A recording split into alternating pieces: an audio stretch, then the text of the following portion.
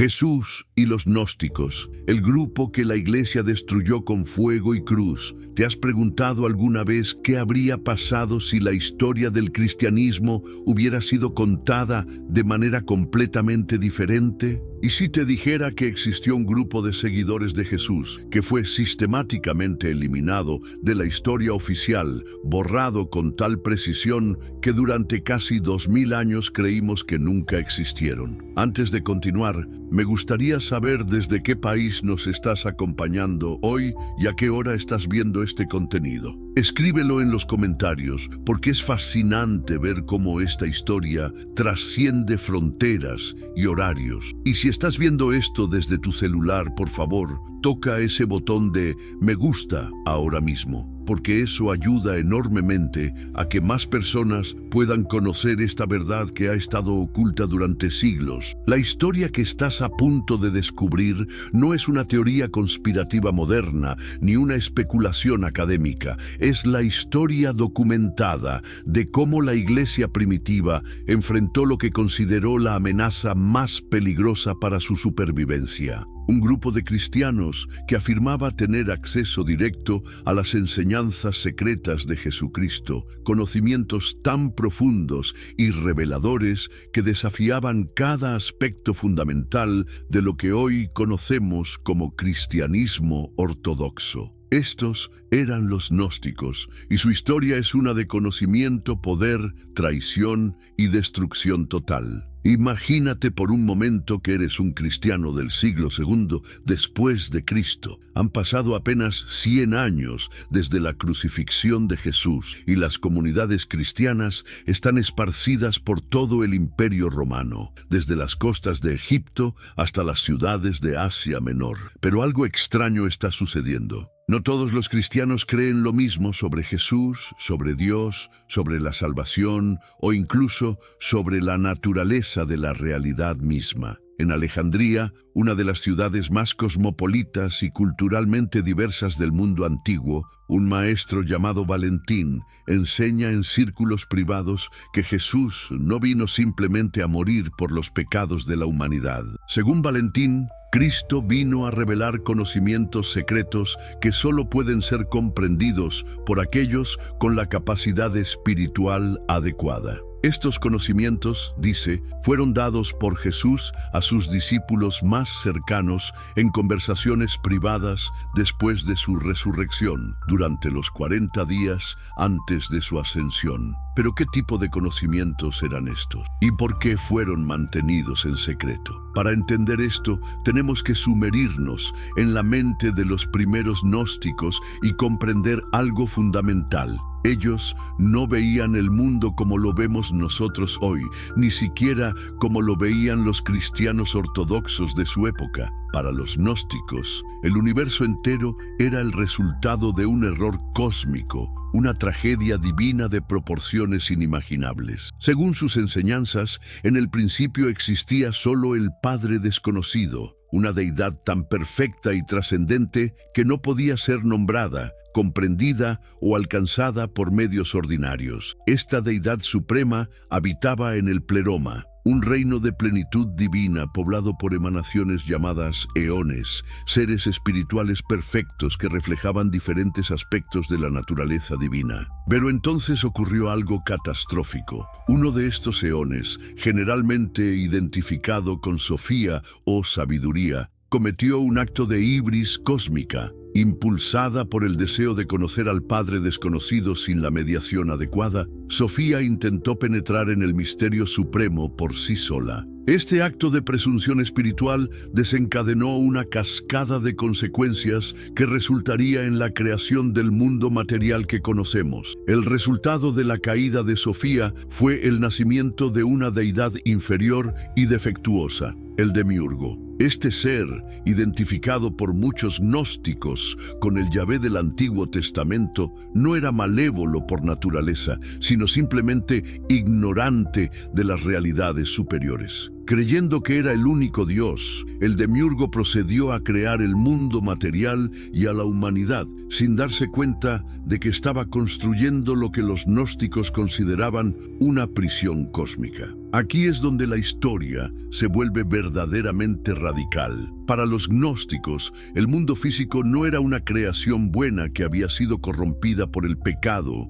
como enseñaba el cristianismo ortodoxo. Era fundamentalmente defectuoso desde su origen, una copia imperfecta de las realidades espirituales superiores. La materia misma era vista como una limitación, una barrera que separaba a los seres humanos de su verdadero hogar en el pleroma. Pero había esperanza. Según la doctrina gnóstica, algunos seres humanos portaban en su interior una chispa divina, un fragmento del pleroma que había sido accidentalmente atrapado en la creación material durante el drama cósmico de la caída de Sofía. Estos individuos, conocidos como pneumáticos o espirituales, tenían la capacidad innata de despertar a su verdadera naturaleza divina y emprender el camino de regreso a su hogar celestial. Sin embargo, este despertar no ocurría automáticamente, requería gnosis, conocimiento directo, experiencial de las verdades espirituales superiores. Y aquí es donde Jesucristo entraba en la narrativa gnóstica, aunque de una manera muy diferente a como lo presentaban los evangelios que más tarde formarían el canon del Nuevo Testamento. Para los gnósticos, Jesús no era primarily el Cordero de Dios que quita el pecado del mundo. Era el revelador supremo, un eón del pleroma que había descendido al mundo material para despertar a los pneumáticos de su sueño espiritual y enseñarles los secretos de su verdadera identidad y destino. Su muerte en la cruz no era un sacrificio expiatorio por el pecado, sino una demostración de cómo el Espíritu Divino trasciende las limitaciones de la materia. Esta interpretación tenía consecuencias profundas para cómo los gnósticos entendían la salvación, mientras que los cristianos ortodoxos predicaban que la salvación venía por la fe en el sacrificio de Cristo y la gracia de Dios. Los gnósticos enseñaban que la salvación se alcanzaba a través del conocimiento de la verdadera naturaleza de la realidad y de uno mismo. No todos podían ser salvos. Solo aquellos con la chispa divina tenían la capacidad de despertar a la gnosis. Esta doctrina creó una jerarquía espiritual rígida. En la parte superior estaban los pneumáticos, los elegidos espirituales que podían alcanzar la gnosis completa. En el medio estaban los psíquicos, almas que podían alcanzar cierto nivel de desarrollo espiritual, pero que estaban limitadas por su naturaleza. En la parte inferior estaban los ílicos, seres puramente materiales sin capacidad real de crecimiento espiritual significativo. ¿Puedes imaginar cómo sonaba esto para un cristiano ordinario del siglo II? Aquí había un grupo que afirmaba tener acceso a enseñanzas secretas de Jesús, que decía que la mayoría de la humanidad estaba condenada no por sus pecados, sino por su naturaleza misma, y que presentaba un camino de salvación disponible solo para una élite espiritual. Pero la cosa se ponía aún más complicada. Los gnósticos no solo reinterpretaban las enseñanzas de Jesús, también producían sus propios evangelios y textos sagrados. Estos documentos, muchos de los cuales afirmaban ser registros de conversaciones secretas entre Jesús y sus discípulos más íntimos, presentaban un retrato de Cristo muy diferente del que encontramos en Mateo, Marcos, Lucas y Juan. En el Evangelio de Tomás, por ejemplo, Jesús aparece principalmente como un maestro de sabiduría que imparte dichos crípticos diseñados para provocar la iluminación gnóstica. El que bebe de mi boca se convertirá como yo, dice Jesús en este texto. Yo mismo me convertiré en él, y las cosas que están ocultas le serán reveladas. El Evangelio de Felipe presenta enseñanzas aún más esotéricas, incluyendo especulaciones sobre la naturaleza de los sacramentos y la importancia del matrimonio espiritual. En el Evangelio de María, María Magdalena aparece como la discípula favorita de Jesús, receptora de revelaciones especiales que incluso Pedro y los otros apóstoles varones no habían recibido. Estos textos no eran curiosidades menores. Para las comunidades gnósticas representaban la verdadera enseñanza de Cristo, preservada en secreto y transmitida solo a aquellos considerados espiritualmente maduros para recibirla. Imaginaban un Jesús que había enseñado diferentes niveles de verdad a diferentes audiencias, enseñanzas simples para las masas, pero revelaciones profundas para el círculo interno de iniciado. La autoridad de estos textos se basaba en afirmaciones de apostolicidad secreta. Valentín, por ejemplo, sostenía que había recibido sus enseñanzas de Teudas, quien supuestamente había sido discípulo del apóstol Pablo. Basílides afirmaba haber recibido tradiciones secretas del apóstol Matías. Estas cadenas de transmisión esotérica proporcionaban legitimidad a doctrinas que, de otro modo, podrían haber parecido innovaciones especulativas. La geografía del gnosticismo primitivo es fascinante. Alejandría, con su famosa biblioteca y su ambiente intelectual cosmopolita, se convirtió en un centro principal del pensamiento gnóstico. Aquí, maestros como Valentín y Basílides podían encontrar audiencias educadas y culturalmente diversas, receptivas a síntesis religiosas complejas que combinaban elementos del cristianismo, el platonismo, el judaísmo helenístico y las religiones mistéricas. Desde Alejandría, las ideas gnósticas se extendieron a través de las redes comerciales y culturales del Mediterráneo. Roma, Antioquía, Éfeso, todas estas grandes ciudades del Imperio Romano albergaron comunidades gnósticas. La movilidad social y geográfica de la época permitió que maestros gnósticos itinerantes establecieran escuelas en múltiples ubicaciones, creando una red internacional de comunidades esotéricas. Pero aquí es donde la historia toma un giro dramático. Porque mientras los gnósticos estaban ocupados desarrollando sus sistemas teológicos complejos y estableciendo sus comunidades de iniciados, otra rama del cristianismo estaba trabajando igualmente duro para establecer lo que consideraba la verdadera interpretación apostólica de la fe cristiana. Los líderes de lo que llegaría a ser conocido como cristianismo ortodoxo no vieron el gnosticismo como una variante legítima de la fe cristiana. Lo vieron como una corrupción fundamental del Evangelio, una herejía tan peligrosa que amenazaba la supervivencia misma del cristianismo auténtico, y estaban dispuestos a hacer lo que fuera necesario para detenerla. La respuesta inicial fue intelectual. Figuras como Justino Mártir, Ireneo de León y Tertuliano comenzaron a escribir refutaciones sistemáticas de las doctrinas gnósticas. Estos primeros apologetas cristianos no estaban simplemente defendiendo puntos teológicos abstractos, estaban luchando por la alma del cristianismo mismo. Ireneo, en particular, produjo una obra monumental llamada Contra las herejías, que expuso en detalle las enseñanzas de varios grupos gnósticos y luego procedió a refutarlas punto por punto. Su método era devastadoramente efectivo.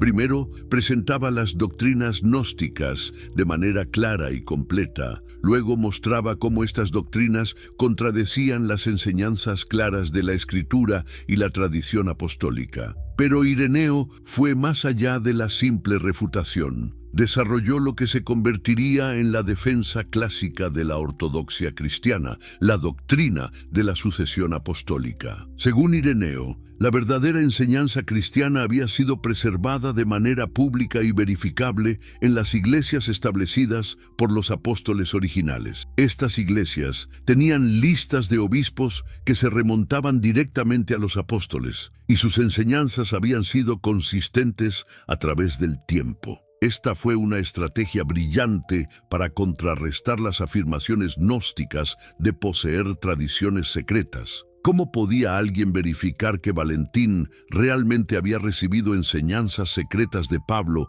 a través de Teudas? Pero cualquiera podía visitar la iglesia en Roma y verificar la lista de sus obispos, desde Pedro hasta el presente. Los ortodoxos también desarrollaron el concepto de un canon de escritura autoritativo, mientras que los gnósticos producían constantemente nuevos evangelios y revelaciones. Los cristianos ortodoxos argumentaban que la revelación había sido completada con los apóstoles originales. Los textos que verdaderamente preservaban las enseñanzas apostólicas podían ser identificados por su antigüedad, su uso generalizado en las iglesias apostólicas y su consistencia con la regla de fe transmitida públicamente desde el principio. Te pido que compartas este video con alguien cercano a ti, con algún amigo o familiar que necesite conocer esta parte oculta de la historia del cristianismo. Es importante que más personas entiendan cómo se formó realmente la fe que conocemos hoy y qué alternativas fueron eliminadas en el proceso. La batalla intelectual entre ortodoxos y gnósticos fue feroz y sostenida. Los gnósticos no eran oponentes fáciles. Muchos de ellos eran intelectuales sofisticados que conocían tanto las escrituras como la filosofía griega. Respondieron a las críticas ortodoxas con sus propias refutaciones. Desarrollaron interpretaciones cada vez más sutiles de los textos bíblicos y refinaron sus sistemas teológicos para abordar las objeciones. Valentín, por ejemplo, desarrolló un sistema de interpretación bíblica tan complejo y aparentemente comprensivo que incluso críticos como Ireneo tuvieron que admitir su coherencia interna. Los valentinianos podían tomar cualquier pasaje del Nuevo Testamento y mostrar cómo, correctamente entendido, apoyaba su visión gnóstica del cosmos y la salvación. Esta sofisticación intelectual hizo que el gnosticismo fuera particularmente atractivo para cristianos educados que buscaban una fe que pudiera competir con las escuelas filosóficas de la época. En un mundo donde el platonismo, el estoicismo y otras filosofías ofrecían sistemas comprensivos para entender la realidad, el gnosticismo parecía ofrecer algo similar dentro de un marco ostensiblemente cristiano. Además, el gnosticismo abordaba problemas teológicos reales que el cristianismo ortodoxo luchaba por resolver. El problema del mal, por ejemplo. Si Dios es completamente bueno y omnipotente, ¿por qué existe tanto sufrimiento en el mundo? La respuesta ortodoxa, que invocaba el libre albedrío y la caída de Adán, podía parecer inadecuada comparada con la explicación gnóstica que atribuía el sufrimiento a la naturaleza fundamentalmente defectuosa del mundo material creado por un demiurgo ignorante. Los gnósticos también ofrecían una respuesta al problema de la exclusividad cristiana. Si el cristianismo era verdadero, ¿qué pasaba con todas las personas que nunca habían oído el Evangelio? La doctrina ortodoxa luchaba con esta cuestión, pero los gnósticos tenían una respuesta clara. La salvación dependía de poseer la chispa divina, no de la exposición histórica a un mensaje particular. Las verdades gnósticas podían ser descubiertas independientemente en diferentes culturas y épocas. Esta flexibilidad teológica permitió a los gnósticos incorporar elementos de diversas tradiciones religiosas y filosóficas. Podrían encontrar prefiguraciones de sus doctrinas en Platón, en los misterios de Eleusis, en el judaísmo helenístico, incluso en las tradiciones egipcias y mesopotámicas antiguas. Esta síntesis amplia contrastaba marcadamente con la insistencia ortodoxa en la unicidad y particularidad de la revelación cristiana. Pero fue precisamente esta flexibilidad la que finalmente trabajó contra los gnósticos. Su disposición a incorporar elementos de múltiples tradiciones los hizo vulnerables a la acusación de sincretismo, de diluir el cristianismo auténtico con especulaciones filosóficas extrañas. Su énfasis en el conocimiento esotérico los abrió a la crítica de elitismo espiritual. Su dualismo radical los hizo susceptibles a acusaciones de despreciar la creación de Dios y, por extensión, la encarnación real de Cristo. Los ortodoxos explotaron sistemáticamente estas vulnerabilidades. Argumentaron que el gnosticismo era, en esencia, más griego que cristiano, más filosófico que bíblico. Mostraron cómo las doctrinas gnósticas principales contradecían enseñanzas cristianas fundamentales, como la bondad de la creación, la realidad de la encarnación y la universalidad del amor de Dios. Quizás lo más devastador, los ortodoxos argumentaron que el gnosticismo era inherentemente divisivo y destructivo para la comunidad cristiana, mientras que el cristianismo ortodoxo predicaba una salvación disponible para todos a través de la fe. El gnosticismo creaba jerarquías espirituales que dividían a los creyentes en clases superiores e inferiores. Mientras que el cristianismo ortodoxo enfatizaba la unidad de todos los bautizados en Cristo, el gnosticismo reservaba sus verdades más profundas para una élite iniciada. Estas críticas tuvieron un impacto real en las comunidades cristianas de los siglos II y III. Muchos cristianos que inicialmente habían sido atraídos por la sofisticación intelectual del gnosticismo comenzaron a ver sus implicaciones prácticas más claramente. Realmente querían pertenecer a una religión que los clasificaría como espiritualmente inferiores si no podían alcanzar la gnosis. Realmente creían que el mundo creado por Dios era fundamentalmente malévolo. Gradualmente, el momentum intelectual comenzó a cambiar a favor de la ortodoxia. Pero los ortodoxos no se contentaron con ganar el debate intelectual. Querían una victoria total, y eso requeriría métodos que iban mucho más allá de la argumentación teológica. El punto de inflexión llegó en el siglo IV, cuando el emperador Constantino legalizó el cristianismo y comenzó a favorecerlo activamente. Por primera vez en la historia del cristianismo, los líderes ortodoxos tuvieron acceso al poder imperial y usaron ese poder de maneras que los gnósticos nunca habían anticipado. El primer objetivo fueron los textos gnósticos. Los emperadores cristianos, comenzando con Constantino y continuando con sus sucesores, emitieron decretos ordenando la confiscación y destrucción de literatura herética. Bibliotecas enteras fueron saqueadas en busca de textos gnósticos. Los manuscritos encontrados fueron quemados públicamente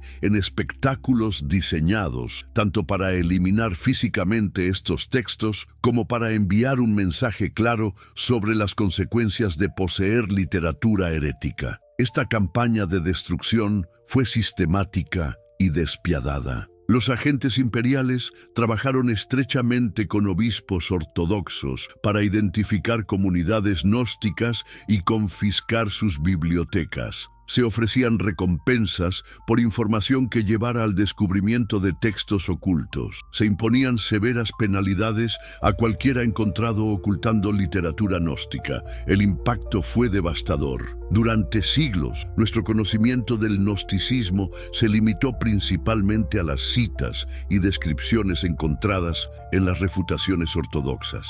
Los propios textos gnósticos habían desaparecido casi completamente, sobreviviendo solo en fragmentos o en traducciones preservadas en lenguas como el copto, que era menos conocido por las autoridades imperiales. Pero la destrucción de textos fue solo el comienzo. Las comunidades gnósticas mismas fueron atacadas. Los líderes gnósticos fueron arrestados, juzgados por herejía y frecuentemente ejecutados. Sus propiedades fueron confiscadas. Sus seguidores fueron dispersados o forzados a convertirse públicamente a la ortodoxia. Aquellos que se resistieron enfrentaron consecuencias terribles. Las crónicas de la época registran casos de gnósticos torturados hasta la muerte por negarse a renunciar a sus creencias. Otros fueron exiliados a regiones remotas del imperio, efectivamente separados de cualquier comunidad que pudiera apoyar sus prácticas religiosas.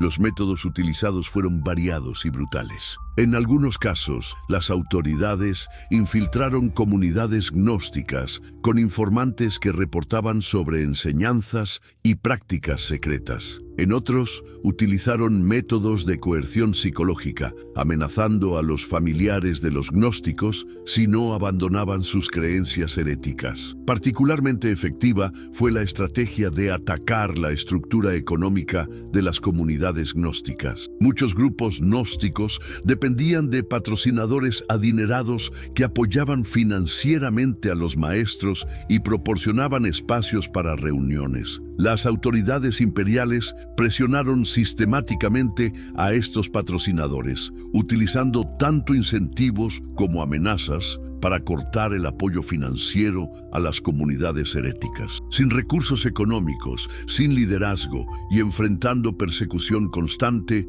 las comunidades gnósticas comenzaron a desintegrarse. Algunos miembros se convirtieron genuinamente a la ortodoxia. Otros mantuvieron sus creencias en secreto, pero dejaron de participar en actividades grupales. Muchos simplemente desaparecieron de los registros históricos, presumiblemente huyendo a regiones donde la persecución era menos intensa. La efectividad de esta campaña fue asombrosa. En el transcurso de aproximadamente un siglo, el gnosticismo pasó de ser un movimiento vibrante con comunidades en todo el Imperio Romano a ser poco más que una memoria histórica. Los pocos grupos que sobrevivieron lo hicieron en regiones marginales, frecuentemente adoptando formas cada vez más secretas y sincréticamente mezcladas con tradiciones locales. Esto nos lleva a una pregunta incómoda. ¿Estamos viendo aquí la preservación de la verdad cristiana auténtica o estamos presenciando uno de los primeros ejemplos de limpieza ideológica religiosa en la historia del cristianismo? La respuesta que damos a esta pregunta depende en gran medida de nuestras propias perspectivas sobre la autoridad religiosa, la diversidad teológica y los métodos apropiados para resolver disputas doctrinales. Los defensores de las acciones ortodoxas argumentan que estaban protegiendo el cristianismo auténtico de una corrupción fundamental. Desde esta perspectiva, los gnósticos no eran simplemente cristianos con interpretaciones alternativas. Eran usurpadores que habían tomado el nombre cristiano para promover doctrinas que eran esencialmente anticristianas. La destrucción del gnosticismo fue, por lo tanto, un acto de legítima defensa religiosa, comparable a la eliminación de un virus que amenazaba con destruir el organismo anfitrión. Los críticos, por otro lado, argumentan que lo que realmente vemos aquí es la victoria del poder institucional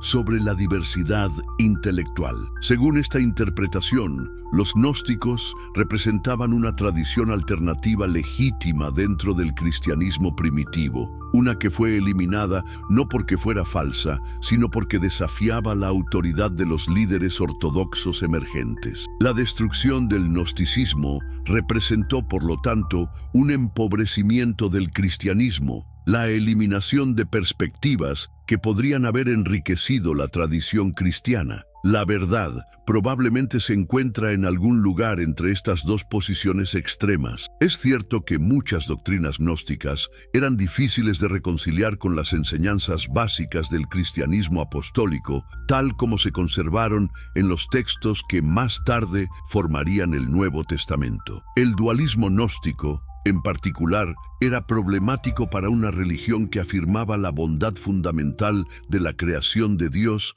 y la realidad de la encarnación divina. Al mismo tiempo, es imposible negar que los métodos utilizados para eliminar el gnosticismo fueron extremos y que resultaron en la pérdida de una tradición intelectual compleja y sofisticada. Independientemente de si estamos de acuerdo con las doctrinas gnósticas, podemos reconocer que representaban un intento serio de lidiar con problemas teológicos reales y que su eliminación empobreció el discurso teológico cristiano. Además, la campaña contra el gnosticismo estableció precedentes peligrosos para el tratamiento de la disidencia religiosa dentro del cristianismo. Los métodos desarrollados para combatir a los gnósticos, incluyendo la confiscación de literatura, la persecución de líderes y el uso del poder imperial para imponer uniformidad doctrinal, serían utilizados repetidamente en siglos posteriores contra otros grupos considerados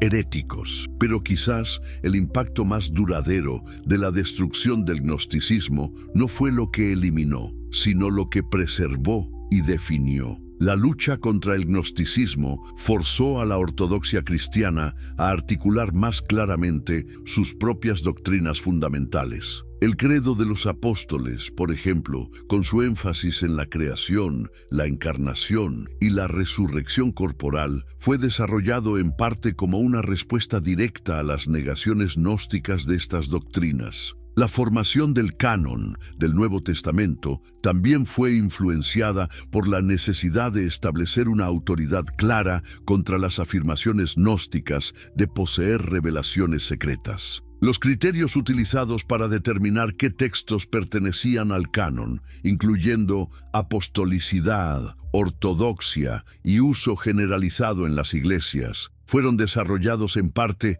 para excluir los evangelios y otros textos gnósticos. En este sentido, podríamos decir que el gnosticismo jugó un papel crucial en la formación del cristianismo ortodoxo, incluso mientras estaba siendo eliminado. Los gnósticos forzaron a los ortodoxos a pensar más cuidadosamente sobre cuestiones fundamentales como la naturaleza de la autoridad religiosa, los criterios para evaluar nuevas enseñanzas y los límites de la diversidad teológica aceptable. La ironía es que al eliminar físicamente el gnosticismo, los ortodoxos también preservaron intelectualmente muchos de sus elementos centrales. Las refutaciones ortodoxas contienen descripciones detalladas de las doctrinas gnósticas, citas extensas de textos gnósticos y análisis sofisticados de los argumentos gnósticos. En muchos casos, estas refutaciones son nuestras mejores fuentes para entender lo que los gnósticos realmente enseñaban. Esto significa que, paradójicamente, conocemos el gnosticismo histórico principalmente a través de los ojos de sus enemigos. Durante siglos, nuestra comprensión de las doctrinas gnósticas se basó casi exclusivamente en las descripciones encontradas en autores como Ireneo, Hipólito y Epifanio. Solo en el siglo XX, con el descubrimiento de bibliotecas gnósticas como la de Nag Hammadi en Egipto, comenzamos a tener acceso a textos gnósticos auténticos que nos permitieron evaluar la precisión de estas descripciones ortodoxas. ¿Y sabes qué? Resultó que los ortodoxos habían sido notablemente precisos en sus descripciones de las doctrinas gnósticas. Aunque obviamente presentaron estas doctrinas de manera crítica, no las distorsionaron significativamente. Esto sugiere que la oposición ortodoxa al gnosticismo se basaba en una comprensión genuina de lo que los gnósticos enseñaban, no en caricaturas o malentendidos. Esta precisión en la preservación de las enseñanzas gnósticas, incluso por parte de sus oponentes, nos permite hoy evaluar más objetivamente tanto los méritos como los problemas del gnosticismo histórico. Y lo que encontramos es una tradición intelectual compleja que combinaba insights genuinos con especulaciones problemáticas, sabiduría espiritual auténtica con elitismo divisivo y críticas válidas del cristianismo ortodoxo con alternativas que planteaban sus propios problemas serios. El legado del conflicto entre ortodoxos y gnósticos se extiende mucho más allá de los debates teológicos de los primeros siglos. Estableció patrones de pensamiento sobre la autoridad religiosa, la diversidad doctrinal y los métodos apropiados para resolver conflictos teológicos que continuaron influyendo en el cristianismo durante los siguientes 2 milenios. En cierto sentido, muchos de los conflictos posteriores en la historia cristiana, desde las controversias cristológicas de los siglos V y VI hasta la Reforma protestante del siglo XVI, pueden verse como variaciones sobre temas establecidos durante la controversia gnóstica original. Preguntas sobre quién tiene autoridad para interpretar la Escritura, cómo equilibrar la tradición con nuevos insights y cuánta diversidad teológica es compatible con la unidad cristiana. Todas estas cuestiones fueron planteadas primera y más agudamente durante el conflicto con el gnosticismo. Hoy, casi 2000 años después, estas preguntas siguen siendo relevantes. Vivimos en una época de pluralismo religioso sin precedentes, donde diferentes tradiciones cristianas coexisten no solo geográficamente, sino frecuentemente dentro de las mismas comunidades y familias. Las tecnologías modernas de comunicación han hecho posible el acceso a una gama extraordinaria de perspectivas teológicas, incluyendo reconstrucciones del gnosticismo histórico que presentan estas tradiciones antiguas de manera más simpática de cómo las presentaron sus críticos ortodoxos. En este contexto, la historia del gnosticismo plantea preguntas incómodas sobre cómo las comunidades religiosas deben responder a la diversidad interna. ¿Hasta qué punto puede una tradición religiosa tolerar la diversidad sin perder su identidad distintiva? ¿Cuándo la flexibilidad teológica se convierte en compromiso doctrinal? ¿Y quién tiene la autoridad para tomar estas determinaciones? Estas no son preguntas fáciles, y la historia del gnosticismo no proporciona respuestas simples. Lo que sí proporciona es un ejemplo sobrio de cómo los conflictos sobre estas cuestiones pueden escalarse hasta niveles de intensidad que resultan en la eliminación completa de tradiciones enteras. Pero quizás la lección más importante de la historia gnóstica no tiene que ver con la resolución de conflictos teológicos, sino con la importancia de preservar múltiples perspectivas para las futuras generaciones. Los textos gnósticos que sobrevivieron, enterrados en el desierto egipcio durante más de 1500 años, han enriquecido enormemente nuestra comprensión del cristianismo primitivo. Nos han permitido ver la diversidad que existía en las primeras comunidades cristianas y han planteado preguntas importantes sobre cómo se formó realmente lo que llegamos a conocer como ortodoxia cristiana. Imagina cuánto más rico sería nuestro entendimiento del cristianismo primitivo si más textos gnósticos hubieran sobrevivido.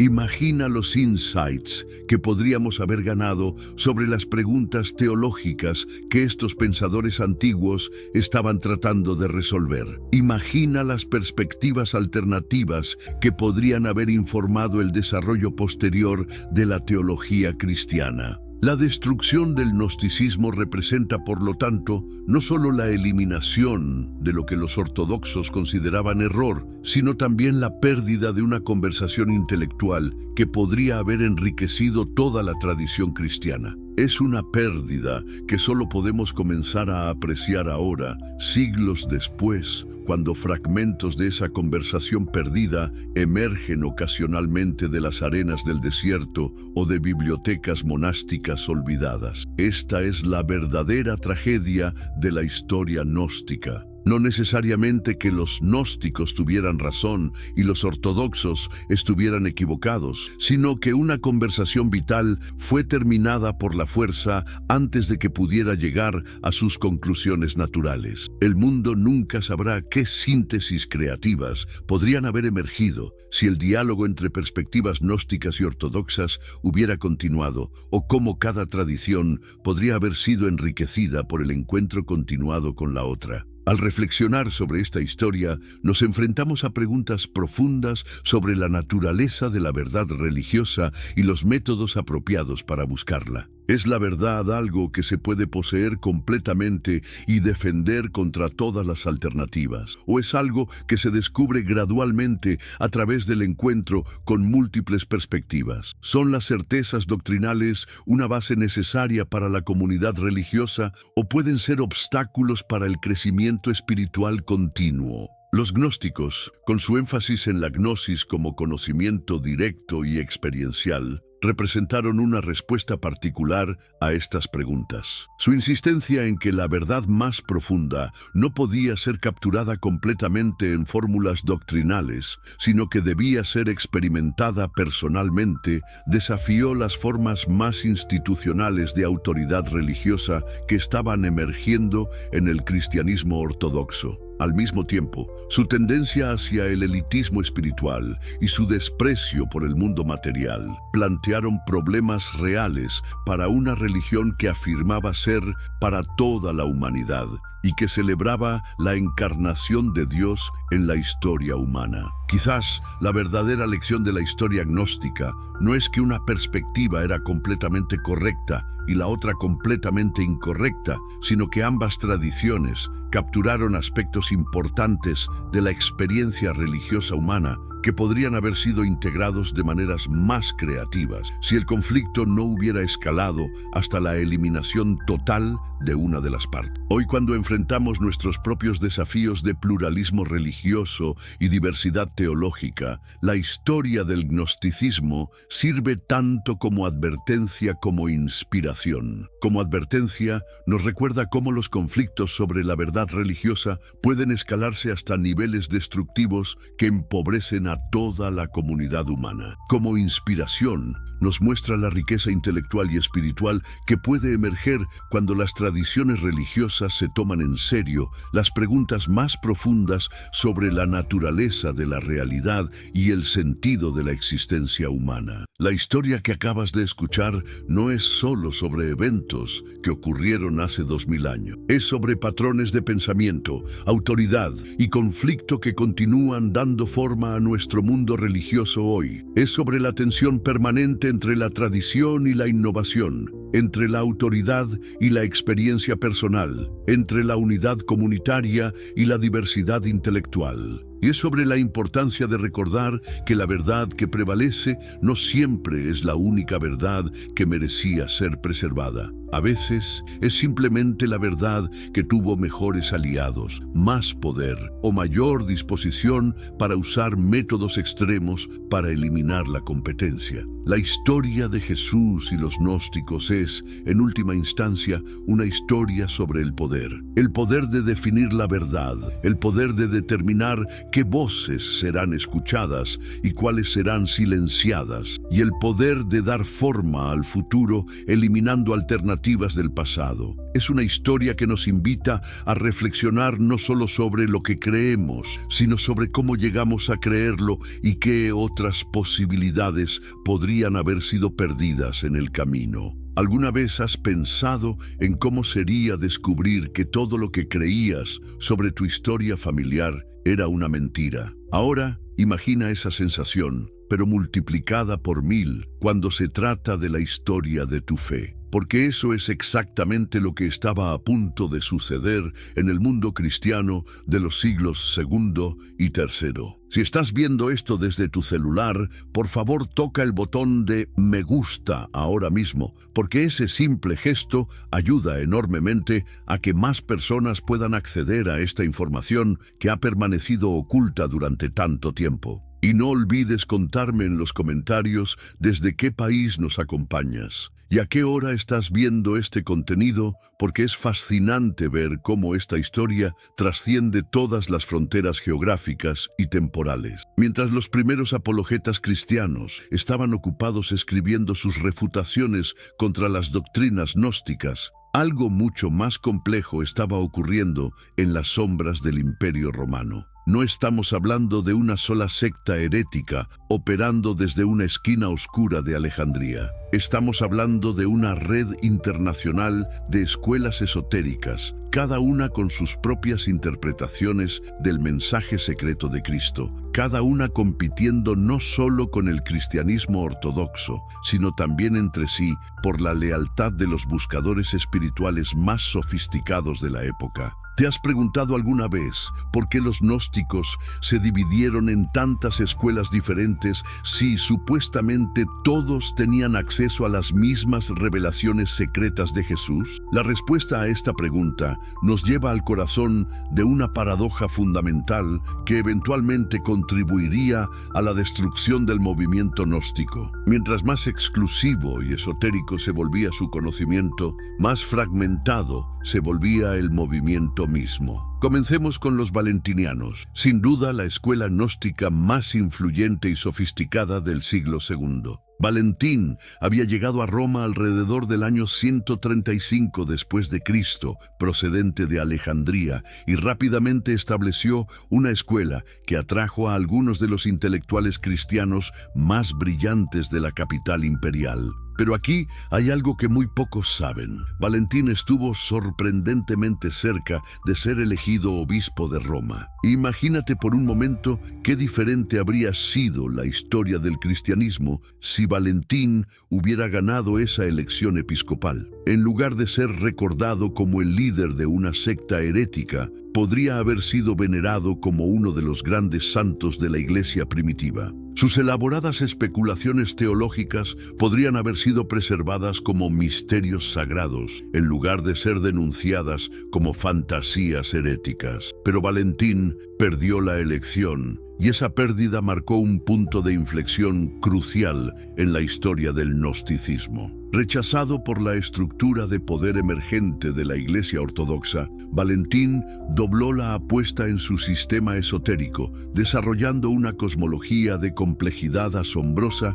que incluía 30 eones diferentes organizados en una jerarquía celestial precisa. La sofisticación del sistema valentiniano era tanto su fortaleza como su debilidad. Por un lado, ofrecía respuestas aparentemente comprensivas a las preguntas filosóficas más profundas de la época. ¿Cómo puede un Dios perfecto crear un mundo imperfecto? Los valentinianos tenían una respuesta elaborada que involucraba la caída de Sofía y la creación accidental del demiurgo. ¿Por qué algunas personas parecen ser espiritualmente más sensibles que otras? Tenían una antropología detallada que distinguía entre pneumáticos, psíquicos e ílicos. Pero esta misma complejidad hizo que el sistema valentiniano fuera extremadamente difícil de dominar y aún más difícil de transmitir de manera consistente. Los estudiosos modernos han identificado al menos una docena de subsectas valentinianas diferentes, cada una con sus propias variaciones sobre el mito cosmológico básico. Algunos valentinianos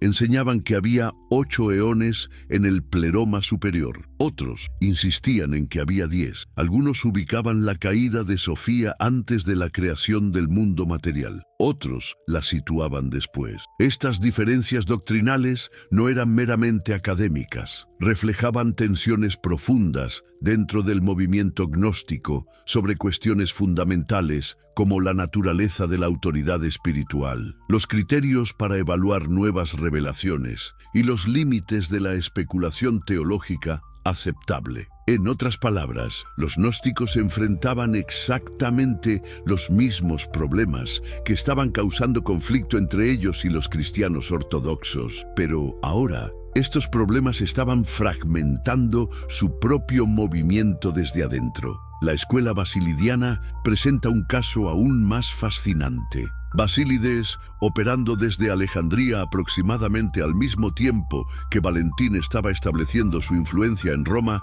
desarrolló un sistema gnóstico que era, si es posible, aún más elaborado que el valentiniano. Según Basílides, existían exactamente 365 cielos, cada uno gobernado por un arcón diferente, y el supremo de estos era Abraxas, una deidad cuyo nombre, cuando se calcula numéricamente en griego, suma exactamente 365. Pero ¿sabes qué es realmente revelador sobre el sistema de Basílides? No era solo una especulación teológica abstracta. Era un sistema práctico de magia y astrología que proporcionaba a sus seguidores métodos específicos para navegar por la jerarquía celestial compleja que él había descrito. Los basilidianos producían amuletos grabados con los nombres de varios arcones, realizaban rituales diseñados para apaciguar a las potencias celestiales hostiles y desarrollaron complicados sistemas de correspondencias entre eventos terrestres y celestiales. Esta dimensión práctica del gnosticismo basilidiano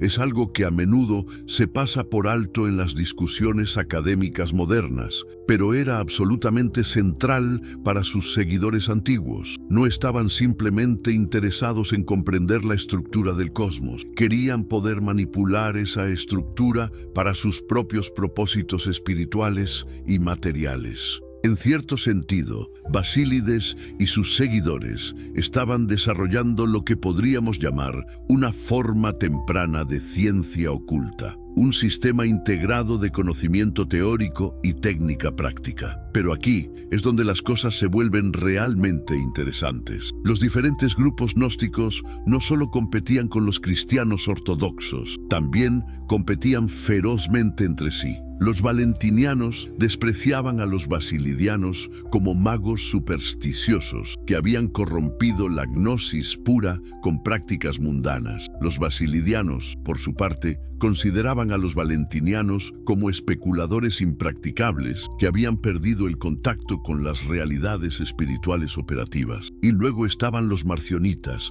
que presentaban un desafío completamente diferente tanto para los ortodoxos como para otros grupos gnósticos. Marción de Sinope no era técnicamente un gnóstico en el sentido estricto. No enseñaba la existencia de eones celestiales complejos, ni afirmaba poseer conocimientos secretos transmitidos por Cristo a un círculo interno de iniciado. Pero su doctrina era, en muchos aspectos, más radical que la de cualquier escuela gnóstica propiamente dicha. Marción enseñaba que el Dios del Antiguo Testamento era literalmente un Dios diferente del Padre de Jesucristo. No era un demiurgo ignorante como en la mitología gnóstica clásica, sino una deidad genuinamente malévola que se deleitaba en la violencia, demandaba sacrificios sangrientos y gobernaba a través del miedo y la coerción. El Padre revelado por Cristo, en contraste, era puro amor y misericordia, completamente opuesto en carácter al Dios vengativo de los judíos. Esta doctrina tenía implicaciones radicales para cómo los marcionitas entendían la Biblia y la historia de la salvación. Rechazaron completamente el Antiguo Testamento como la revelación de un Dios inferior y malévolo. Más controvertidamente, también rechazaron la mayoría del Nuevo Testamento, aceptando solo una versión editada del Evangelio de Lucas y 10 epístolas paulinas, todas cuidadosamente expurgadas de cualquier referencia positiva al Antiguo Testamento o su Dios. El resultado fue la primera tentativa conocida de crear un canon cristiano alternativo. Décadas antes de que la Iglesia Ortodoxa estableciera oficialmente los límites del Nuevo Testamento, Marción había producido su propia lista autoritativa de escrituras cristianas auténticas. Y aquí está la ironía. La creación del canon marcionita probablemente aceleró el proceso por el cual los ortodoxos definieron su propio canon. La amenaza de que los marcionitas establecieran permanentemente su versión truncada del cristianismo como alternativa legítima obligó a los líderes ortodoxos a ser más explícitos sobre qué textos consideraban auténticamente apostólicos. Pero los marcionitas no eran solo innovadores teológicos, también eran organizadores extremadamente efectivos. Mientras que muchos grupos gnósticos operaban como escuelas filosóficas loosely organizadas, centradas alrededor de maestros carismáticos individuales, los marcionitas desarrollaron una estructura eclesiástica formal que rivalizaba con la de la Iglesia Ortodoxa. Tenían obispos, presbíteros y diáconos, construyeron iglesias, establecieron fondos para los pobres y desarrollaron liturgias elaboradas. De hecho, durante gran parte del siglo II y III, un observador casual podría haber tenido dificultades para distinguir entre una iglesia marcionita y una iglesia ortodoxa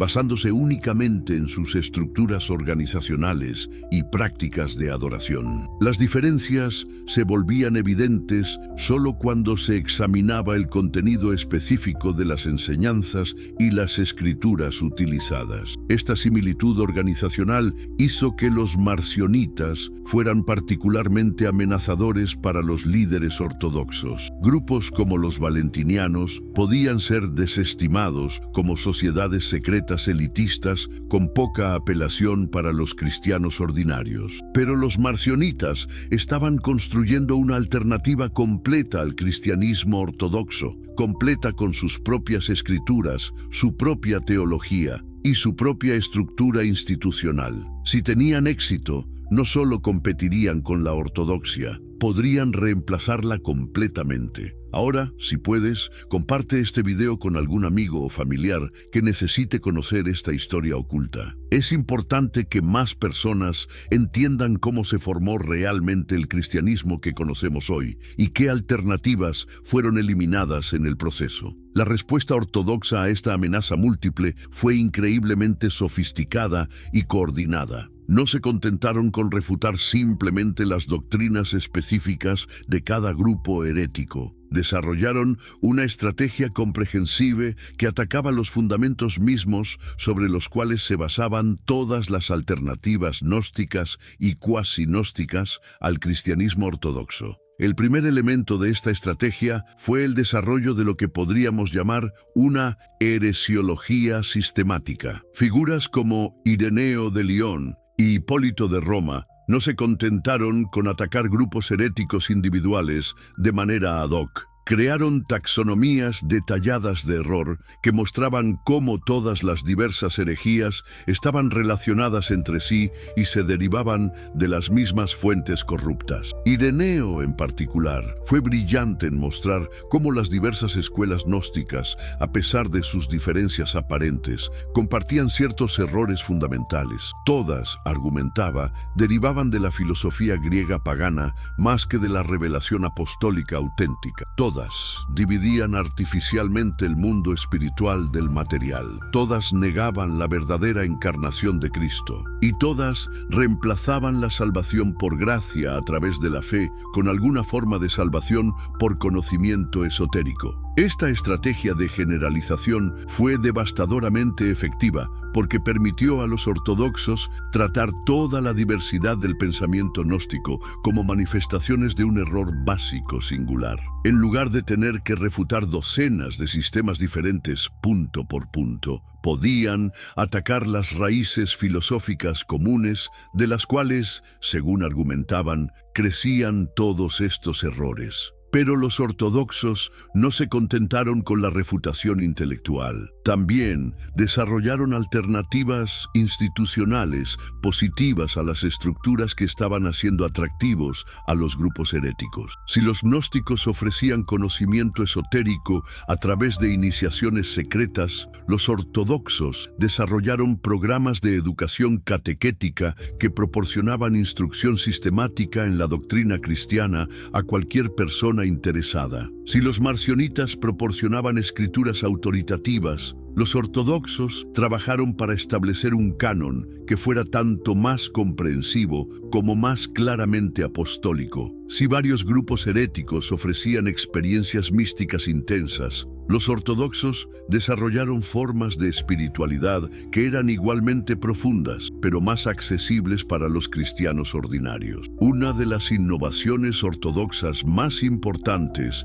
durante este periodo fue el desarrollo de lo que llegó a ser conocido como la regla de fe. Esta no era simplemente una lista de doctrinas correctas, era un resumen narrativo de la historia cristiana de salvación que proporcionaba un marco interpretativo para entender toda la escritura y la tradición apostólica. La regla de fe era brillante porque logró varios objetivos simultáneamente. Primero, proporcionaba una alternativa clara y memorable a las cosmologías elaboradas de los diversos grupos gnósticos. En lugar de tener que dominar las genealogías complejas de eones y arcones, los cristianos ortodoxos solo necesitaban entender la historia straightforward de creación, caída, encarnación, redención y escatón final. Segundo, la regla de fe establecía criterios claros para evaluar nuevas enseñanzas e interpretaciones bíblicas. Cualquier doctrina que contradijera elementos básicos de la regla podía ser rechazada inmediatamente como herética sin necesidad de refutación detallada. Tercero, y quizás más importante, la regla de fe era pública y verificable. A diferencia de las tradiciones secretas afirmadas por varios grupos gnósticos, la regla de fe era enseñada abiertamente en todas las iglesias ortodoxas. Cualquiera podía visitarlo múltiples iglesias en diferentes ciudades y verificar que todas enseñaban la misma regla básica. Esta publicidad y verificabilidad fueron cruciales para socavar las afirmaciones gnósticas de autoridad apostólica. ¿Cómo podían los seguidores de Valentín verificar que él había recibido realmente enseñanzas secretas de Teudas, quien supuestamente había sido discípulo de Pablo? ¿Cómo podían confirmar que estas enseñanzas habían sido transmitidas fielmente? Pero cualquiera podía verificar la genealogía de obispos en Roma, Antioquía o Alejandría y confirmar que todos enseñaban la misma regla de fe que afirmaban haber recibido de los apóstoles originales. Los ortodoxos también fueron innovadores en su uso de la argumentación escritural. En lugar de simplemente citar textos bíblicos que apoyaran sus posiciones, desarrollaron principios hermenéuticos sofisticados que mostraban por qué sus interpretaciones eran más consistentes con el tenor general de la Escritura que las interpretaciones gnósticas alternativas. Uno de estos principios era lo que podríamos llamar el argumento desde la claridad. Los ortodoxos argumentaban que las verdades más importantes del cristianismo estaban enseñadas claramente y repetidamente en la Escritura, mientras que las doctrinas gnósticas solo podían ser encontradas a través de interpretaciones allegóricas forced de pasajes obscuros. Si las especulaciones valentinianas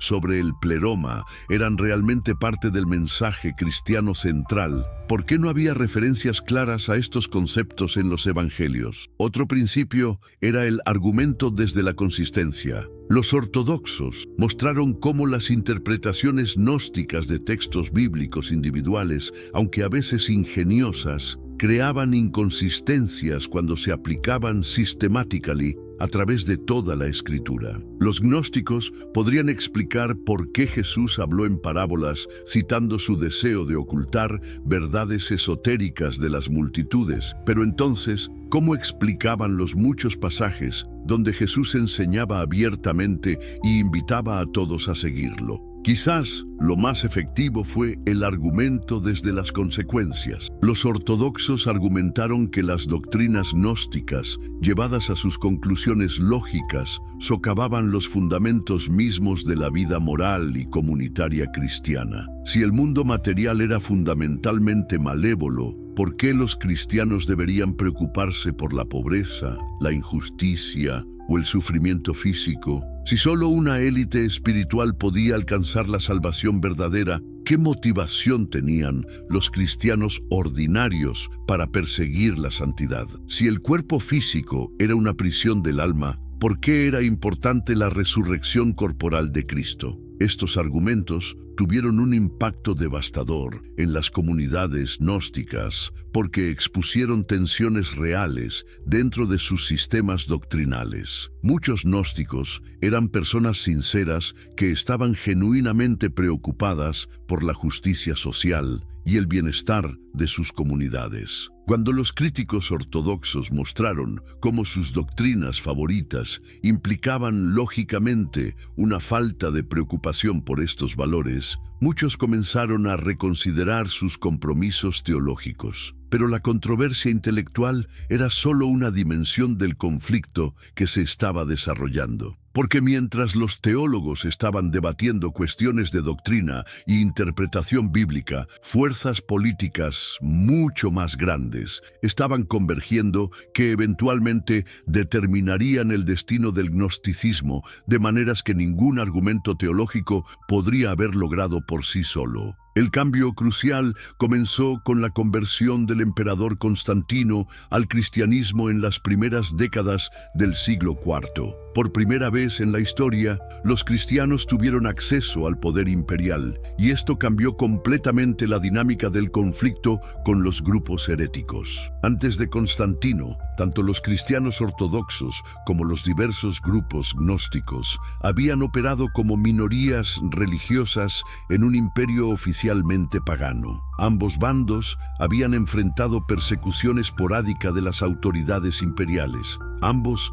habían tenido que depender de la persuasión, la organización comunitaria y el atractivo intelectual para ganar conversos. En este ambiente, el éxito había dependido de factores como la sofisticación teológica, la efectividad organizacional y la capacidad de satisfacer las necesidades espirituales de los buscadores. Constantino cambió todo esto. De repente, el cristianismo ortodoxo tenía un aliado poderoso que no solo podía proporcionar protección contra la persecución, sino que también podía usar la autoridad imperial para suprimir alternativas competidoras. Y Constantino, como muchos conversos, era fervientemente ortodoxo en sus compromisos doctrinales. El emperador no se contentó con simplemente favorecer al cristianismo ortodoxo. Quería unidad doctrinal dentro del cristianismo. Desde su perspectiva, las divisiones teológicas dentro del cristianismo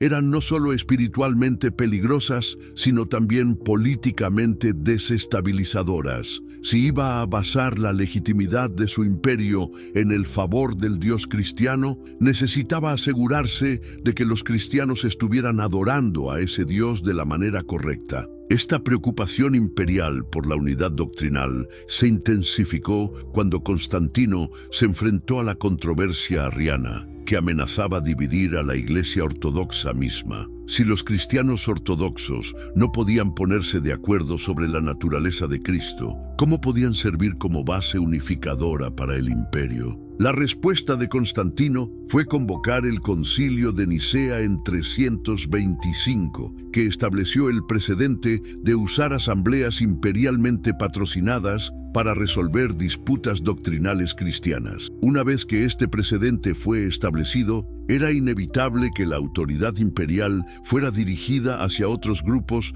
considerados heréticos. Si el emperador podía convocar concilios para definir la ortodoxia cristiana, también podía promulgar leyes para suprimir la herejía. Y eso es exactamente lo que comenzó a suceder en las décadas siguientes a Nicea. Los primeros decretos antiheréticos fueron relativamente moderados. Típicamente, prohibían a los grupos heréticos construir nuevas iglesias o realizar ordenaciones, pero no atacaban directamente a individuos por sostener creencias incorrectas. El objetivo era contener la expansión de las doctrinas heréticas sin crear mártires o desestabilizar comunidades existentes. Pero esta moderación inicial no duró mucho. Cada decreto antiherético establecía el precedente para medidas más severas. Si era legítimo prohibir a los herejes construir iglesias, ¿por qué no confiscar las iglesias que ya habían construido? Si era apropiado prohibir las ordenaciones heréticas, ¿por qué no despojar a los clérigos heréticos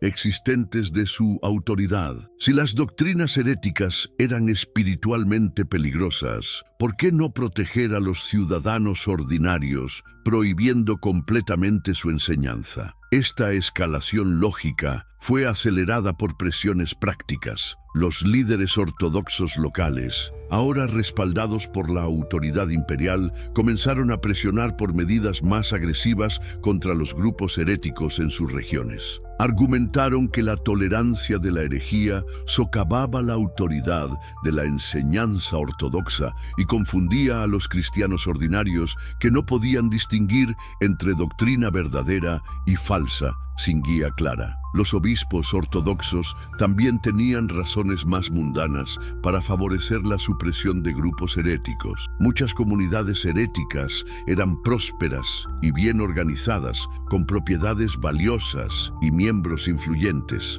La supresión de estas comunidades no solo eliminaría competencia doctrinal, sino que también haría disponibles sus recursos para uso ortodoxo. Gradualmente la estrategia imperial hacia la herejía cambió de contención a eliminación. En lugar de simplemente prevenir la expansión de grupos heréticos, el objetivo se volvió eliminar estos grupos completamente. Y esto requería métodos que iban mucho más allá de la argumentación teológica o incluso la competencia institucional. El elemento más sistemático de esta campaña fue la destrucción dirigida de literatura herética. Los emperadores cristianos, comenzando con Constantino y continuando con sus sucesores, emitieron decretos ordenando la confiscación y destrucción de textos que promovían doctrinas heréticas. Estas leyes no eran meramente simbólicas, fueron implementadas con una eficiencia que sugiere una planificación cuidadosa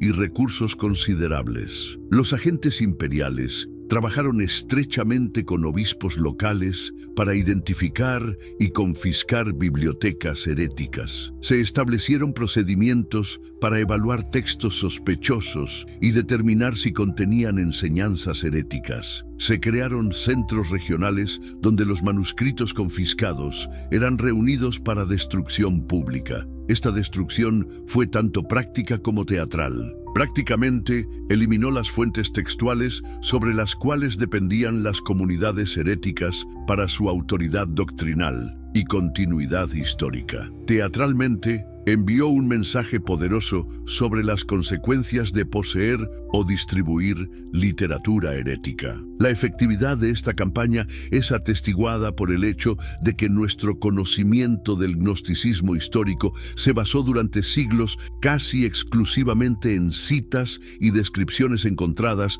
en refutaciones ortodoxas. Los textos gnósticos originales habían sido tan completamente destruidos que los estudiosos modernos asumieron que las descripciones ortodoxas eran sus únicas fuentes confiables para entender las doctrinas gnósticas. Solo en el siglo XX, con descubrimientos como la biblioteca de Nag Hammadi, comenzamos a tener acceso a textos gnósticos auténticos que nos permitieron evaluar la precisión de estas descripciones ortodoxas. Pero la destrucción de textos fue solo el comienzo. Las autoridades imperiales también atacaron la infraestructura organizacional de las comunidades heréticas. Los líderes heréticos fueron arrestados y juzgados, frecuentemente bajo cargos de sedición o traición más que herejía per se. Sus propiedades fueron confiscadas y transferidas a uso ortodoxo. Sus seguidores fueron dispersados o forzados a convertirse públicamente a la ortodoxia. ¿Te imaginas el terror que debieron sentir los miembros de estas comunidades cuando se dieron cuenta de que el poder del Estado entero estaba siendo dirigido contra ellos? Estas no eran persecuciones esporádicas o localizadas como las que habían enfrentado cristianos de todas las denominaciones bajo emperadores paganos. Era una campaña sistemática diseñada específicamente para eliminar su forma particular de cristianismo del mundo. Aquellos que resistieron enfrentaron consecuencias terribles. Los registros históricos documentan casos de gnósticos torturados hasta la muerte por negarse a renunciar a sus creencias.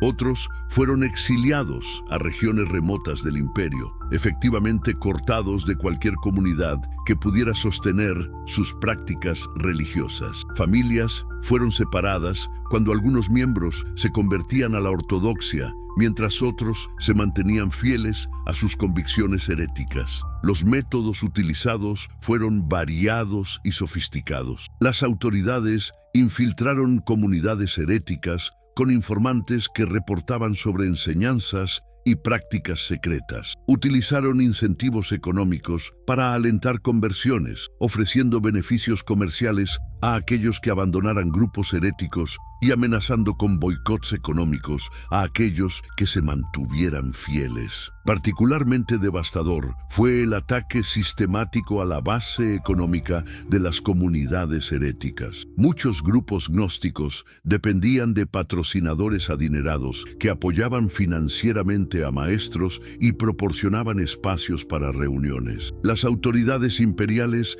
presionaron sistemáticamente a estos patrocinadores, utilizando tanto incentivos como amenazas para cortar el apoyo financiero a comunidades heréticas. Sin recursos financieros, sin liderazgo y enfrentando persecución constante, las comunidades heréticas comenzaron a desintegrarse. Algunos miembros se convirtieron genuinamente a la ortodoxia. Otros mantuvieron sus creencias en secreto pero cesaron toda actividad grupal. Muchos simplemente huyeron a regiones donde la persecución era menos intensa o donde la autoridad imperial era más débil. La efectividad de esta campaña fue asombrosa. En el transcurso de aproximadamente 2 siglos, el gnosticismo pasó de ser un movimiento vibrante con comunidades a través del Imperio Romano a ser poco más que una memoria histórica. Los pocos grupos que sobrevivieron lo hicieron en regiones marginales, frecuentemente adoptan formas cada vez más secretas y mezclándose sincréticamente con tradiciones locales. Pero aquí está lo que realmente necesitas entender sobre este periodo. No estamos simplemente presenciando la victoria de la verdad sobre el error. Estamos viendo el primer ejemplo documentado de cómo el poder del Estado puede ser utilizado para eliminar diversidad religiosa e imponer uniformidad doctrinal. Los métodos desarrollados durante la campaña contra el gnosticismo establecieron precedentes que serían utilizados repetidamente en siglos posteriores contra otros grupos considerados heréticos. La supresión del gnosticismo también transformó fundamentalmente la naturaleza del cristianismo mismo. Antes del siglo IV, el cristianismo había existido como una religión minoritaria que dependía de la persuasión y el atractivo voluntario para ganar conversos. Después del siglo IV, se convirtió en la religión oficial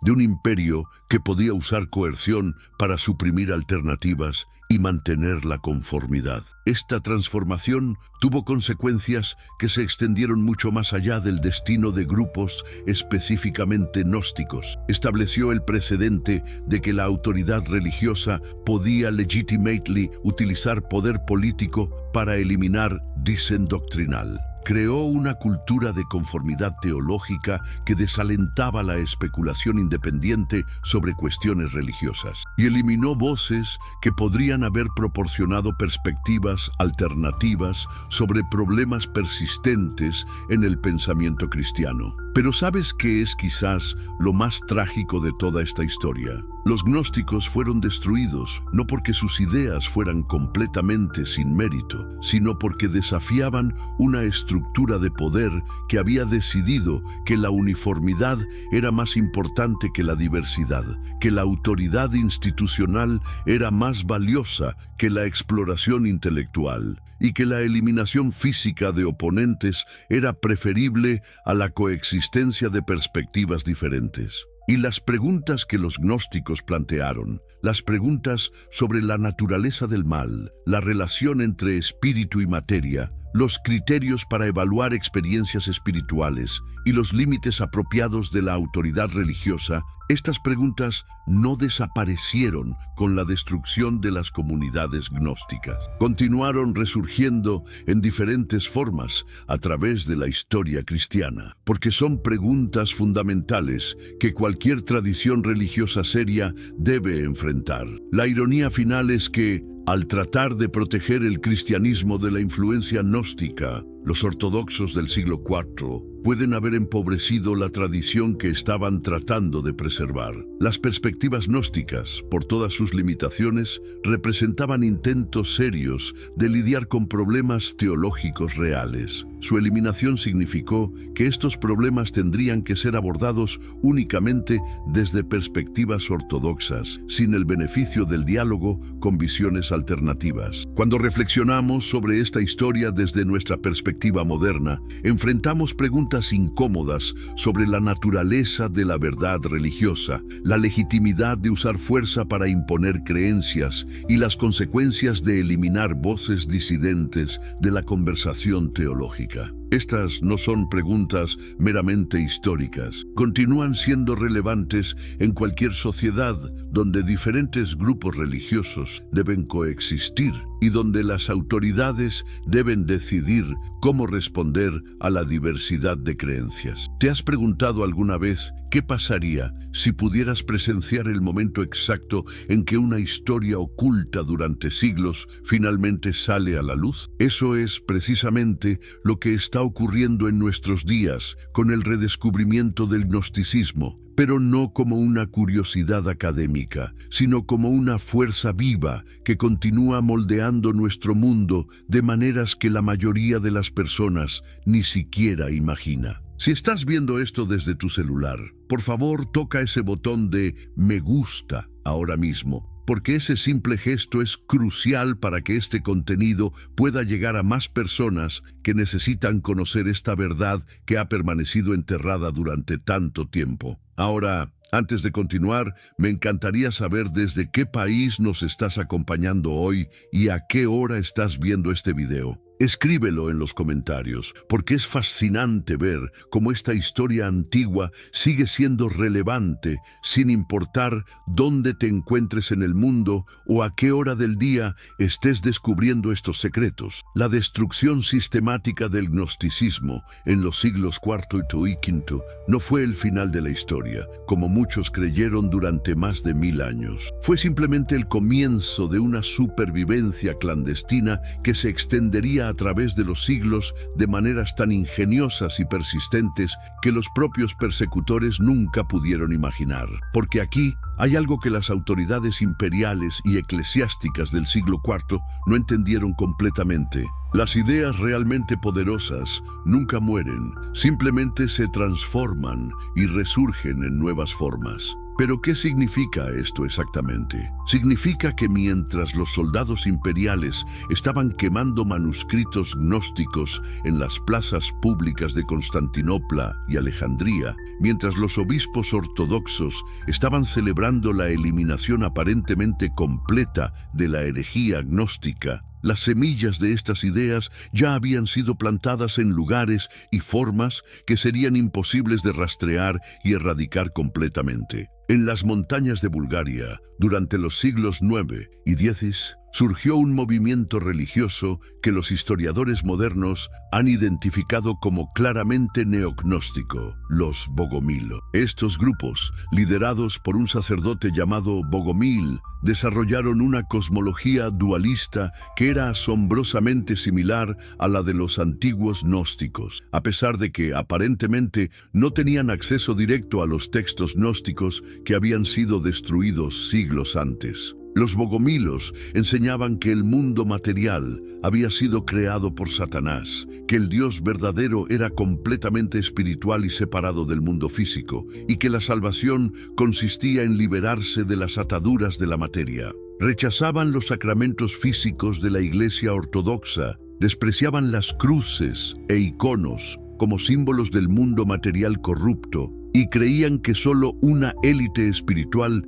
podía alcanzar la verdadera iluminación. ¿Coincidencia? Difícilmente. Lo que estamos viendo aquí es evidencia de que las ideas gnósticas básicas habían sobrevivido de alguna manera durante los siglos oscuros que siguieron a su supuesta eliminación. Tal vez a través de tradiciones orales secretas, tal vez a través de textos ocultos que escaparon a la destrucción sistemática, o tal vez a través de esa tendencia humana persistente a redescubrir independientemente las mismas respuestas a las preguntas existenciales fundamentales. Desde Bulgaria, estas ideas neognósticas se extendieron hacia el oeste, encontrando terreno particularmente fértil en el sur de Francia durante los siglos XI y XII. Aquí, el movimiento que llegó a ser conocido como catarismo desarrolló una forma de cristianismo alternativo que era, en muchos aspectos, indistinguible del gnosticismo clásico de los primeros siglos. Los cátaros, también conocidos como albigenses, establecieron una contraiglesia completa que rivalizaba con la estructura católica romana en organización, influencia y poder económico. Tenían sus propios obispos, llamados perfectos, que habían pasado por rituales de iniciación espiritual que los separaban de los creyentes ordinarios. Enseñaban que el mundo material era una creación del diablo, que las almas humanas eran fragmentos de luz divina atrapados en cuerpos físicos, y que la verdadera salvación consistía en escapar del ciclo de reencarnaciones materiales. Pero aquí es donde la historia se vuelve verdaderamente dramática, porque la respuesta de la Iglesia Católica a los cátaros fue aún más brutal que la campaña imperial contra los gnósticos originales. En 1208, el Papa Inocencio III proclamó una cruzada contra los cátaros, la primera vez en la historia que el aparato militar de la cristiandad occidental fue dirigido contra otros cristianos en lugar de contra musulmanes o paganos. La Cruzada Albigense, como llegó a ser conocida, duró más de 20 años y resultó en la devastación completa del sur de Francia. Ciudades enteras fueron arrasadas, poblaciones enteras fueron masacradas y la cultura occitana distintiva de la región fue eliminada casi completamente. Cuando el líder de la cruzada, Arnaud Amalric, fue consultado sobre cómo distinguir entre católicos y cátaros durante la masacre de Béziers en 1209, supuestamente respondió: «Matadlos a todos, Dios reconocerá a los suyos». Esta frase, aunque posiblemente apócrifa, captura perfectamente la mentalidad que había evolucionado dentro del cristianismo institucional durante los 1000 años transcurridos desde la campaña original contra el gnosticismo. La eliminación de la diversidad religiosa ya no era vista simplemente como una cuestión de preservar la ortodoxia doctrinal. Se había convertido en una cuestión de supervivencia institucional que justificaba cualquier nivel de violencia. Pero incluso esta campaña de exterminio total no pudo eliminar completamente las ideas neognósticas. Los supervivientes cátaros huyeron a regiones montañosas remotas, donde establecieron comunidades clandestinas que persistieron durante siglos adicionales. Algunos se refugiaron en el norte de Italia,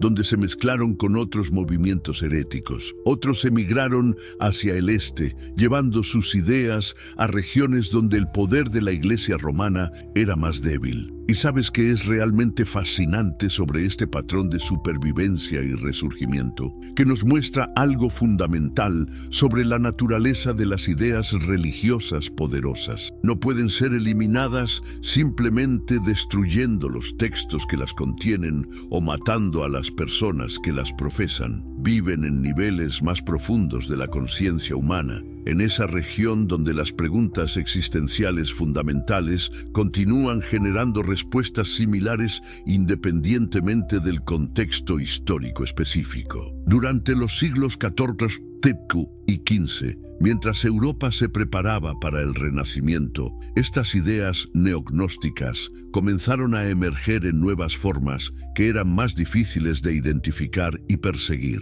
Los alquimistas medievales, por ejemplo, desarrollaron sistemas simbólicos complejos que ocultaban especulaciones sobre la naturaleza dual de la realidad bajo el pretexto de investigación sobre la transformación de metales. Los cabalistas judíos crearon interpretaciones esotéricas de las escrituras hebreas que incorporaban elementos claramente gnósticos sobre la naturaleza de la divinidad y la estructura del cosmos. El hermetismo renacentista, con su énfasis en el conocimiento secreto y la transformación espiritual del iniciado, proporcionó otro vehículo para la transmisión de temas gnósticos básicos. Figuras como Marsilio Ficino y Pico de la Mirandola tradujeron y comentaron textos antiguos que contenían especulaciones sobre la naturaleza dual del cosmos y el destino del alma humana, que eran notablemente similares a las enseñanzas gnósticas clásicas. Te pido que compartas este video con algún amigo o familiar que necesite conocer esta historia oculta. Es crucial que más personas entiendan cómo estas ideas antiguas continúan influyendo en nuestro mundo moderno de maneras que la mayoría de la gente no reconoce. Lo que hace que este patrón de supervivencia sea tan significativo es que nos muestra cómo las preguntas fundamentales que los gnósticos plantearon sobre la naturaleza de la realidad, la relación entre espíritu y materia, y los criterios para evaluar la autoridad religiosa nunca fueron realmente resueltas por su eliminación física. simplemente fueron suprimidas, lo que significa que continuaron fermentando bajo la superficie de la civilización occidental, esperando oportunidades para reemerger en formas nuevas y a menudo irreconocibles. El desarrollo de la ciencia moderna durante los siglos XVI y XVII proporcionó una de estas oportunidades. Aunque los científicos pioneros como Galileo, Newton y Descartes trabajaron dentro de marcos teológicos ortodoxos, sus descubrimientos sobre las leyes que gobiernan el mundo físico plantearon implícitamente algunas de las mismas preguntas que habían obsesionado a los gnósticos antiguos sobre la relación entre los reinos espiritual y material de la existencia. Si el mundo físico opera de acuerdo con leyes mecánicas precisas que pueden ser descritas matemáticamente, ¿qué papel queda para la intervención divina directa? Si la materia puede ser analizada y manipulada sin referencia a consideraciones espirituales, ¿no sugiere esto una separación fundamental entre los reinos material y espiritual? Estas preguntas, aunque formuladas en términos científicos modernos, echaban raíces conceptuales que se extendían directamente de vuelta a las especulaciones cosmológicas gnósticas. La Ilustración del siglo XVIII llevó estas tendencias aún más lejos. Filósofos como Voltaire y Diderot desarrollaron críticas del cristianismo ortodoxo que, aunque no eran explícitamente gnósticas, compartían con el gnosticismo una desconfianza fundamental hacia las afirmaciones de autoridad religiosa institucional y un énfasis en el conocimiento directo como el camino hacia la verdad. El romanticismo del siglo XIX proporcionó un vehículo aún más directo para el resurgimiento de temas gnósticos. Poetas y filósofos como William Blake, Novalis y Schelling desarrollaron sistemas de pensamiento que combinaban misticismo, individualismo radical y especulaciones sobre la naturaleza dual de la realidad, de maneras que eran notablemente reminiscentes del gnosticismo clásico. Blake, en particular, creó una mitología personal elaborada que presentaba al Dios del Antiguo Testamento como un tirano cósmico que había aprisionado al espíritu humano en el mundo material. Una idea que habría sido instantáneamente reconocible para cualquier gnóstico de los primeros siglos. Pero ¿qué sucedió cuando el siglo XX trajo los primeros redescubrimientos reales de textos gnósticos auténticos después de más de 1500 años? En 1945, cerca del pueblo de Nag Hammadi, en Egipto, un campesino que excavaba en busca de fertilizante natural desenterró una jarra de cerámica que contenía 13 códices de papiro escritos en copto. Estos manuscritos, que databan del siglo IV, contenían traducciones de textos gnósticos que habían sido ocultados cuando comenzó la persecución sistemática. El impacto de este descubrimiento en los estudios del cristianismo primitivo fue revolucionario. Por primera vez en más de un milenio, los académicos tuvieron acceso a textos gnósticos auténticos que les permitieron evaluar la precisión de las descripciones ortodoxas que habían sido sus únicas fuentes durante tanto tiempo. Y lo que encontraron fue tanto validador como sorprendente. Por un lado, resultó que las descripciones ortodoxas habían sido notablemente precisas. Ireneo, Hipólito y otros heresiólogos antiguos habían representado las doctrinas gnósticas de manera justa, sin distorsionarlas significativamente para propósitos polémicos. Esto sugería que la oposición ortodoxa al gnosticismo se había basado en una comprensión genuina de lo que los gnósticos realmente enseñaban, no en malentendidos o caricaturas. Por otro lado, los textos de Nag Hammadi revelaron una sofisticación intelectual y una profundidad espiritual en el pensamiento gnóstico que incluso las descripciones ortodoxas más detalladas no habían capturado completamente. El Evangelio de Tomás, por ejemplo, presentaba dichos de Jesús que, aunque claramente diferentes en énfasis de los evangelios canónicos, mostraban una sabiduría espiritual genuina que era difícil de desestimar como mera especulación tradición herética. Más perturbadoramente para algunos académicos cristianos, los textos de Nag Hammadi proporcionaron evidencia de que el gnosticismo había sido una alternativa coherente y sofisticada al cristianismo ortodoxo, no simplemente una corrupción de él. Esto planteó preguntas incómodas sobre si la victoria de la ortodoxia había sido inevitablemente o si había dependido de factores contingentes como el acceso al poder imperial. El impacto cultural de estos descubrimientos se extendió mucho más allá del mundo académico. Durante las décadas de 1960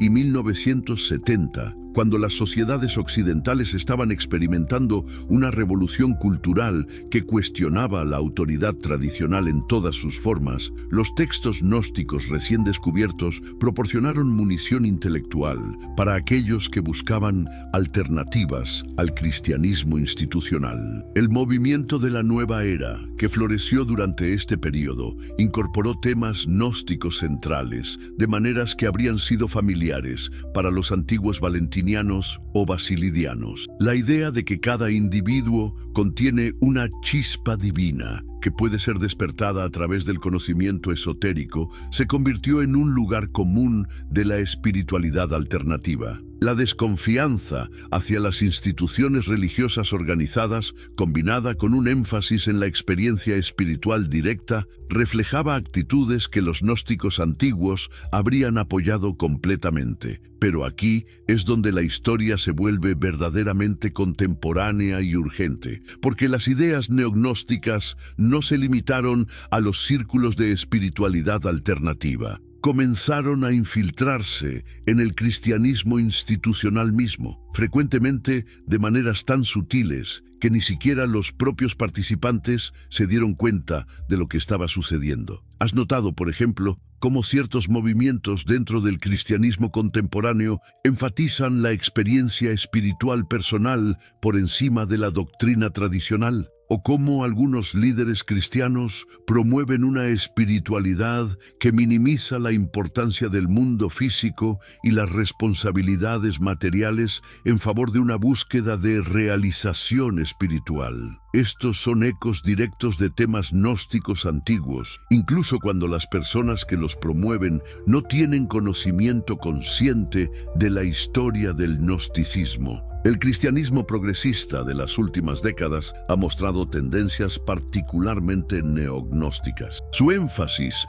en la experiencia subjetiva por encima de la autoridad escritural, su tendencia a reinterpretar doctrinas tradicionales de maneras que las vacían de contenido específico y su desconfianza hacia afirmaciones de verdad objetiva, todo esto refleja actitudes que eran centrales al gnosticismo histórico. Más perturbadoramente, algunos movimientos cristianos contemporáneos han desarrollado jerarquías espirituales implícitas que dividen a los creyentes entre aquellos que han alcanzado niveles superiores de iluminación espiritual y aquellos que permanecen en niveles inferiores de comprensión. Esta división entre una élite espiritual iluminada y las masas no iluminadas es precisamente la estructura social que caracterizaba a las comunidades gnósticas antiguas. El Evangelio de la Prosperidad, popular en muchas iglesias pentecostales y carismáticas,